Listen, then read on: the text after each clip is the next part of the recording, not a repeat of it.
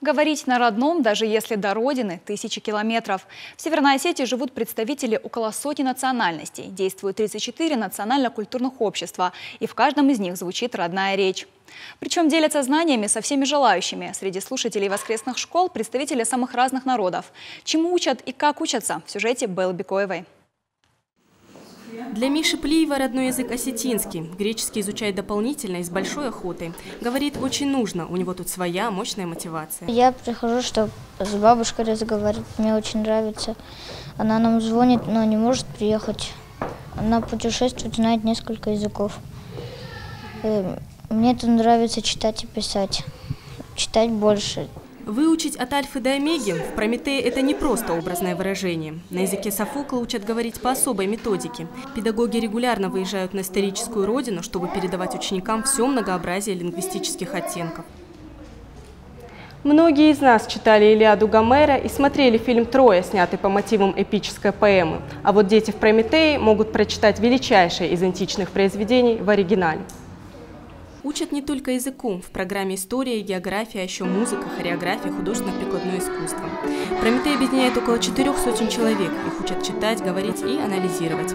Например, проводить параллели и находить общности между культурными особенностями таких разных, но таких похожих народов. Буквально вчера мы были в пединституте на мероприятии, где была дана сравнительная характеристика мифологических персонажей и нардского эпоса. А в Азербайджанском национально-культурном центре преподавательского опыта только набираются. Языковые курсы открыли год назад. Сейчас здесь учатся 20 человек. Мне больше всего нравится урок истории Азербайджана. И я узнал здесь много новых слов и культуры Азербайджана. Каждое занятие в школе по традиции начинают с гимна исторической родины. В расписании есть математика и английский. А еще изучают культурные особенности Северной Осетии. Говорят, дружба народов в том и заключается, чтобы знать обычаи и традиции друг друга. Раз мы живем в этом регионе, на Северной Осетии, наши дети, которые здесь живут, и наши люди должны знать, в том числе адаты, обычаи местного населения.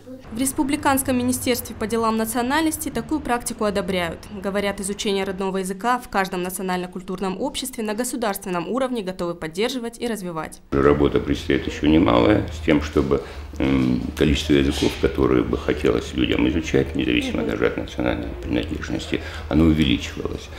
Что это задача, а когда есть задачи, всегда интересно их решать.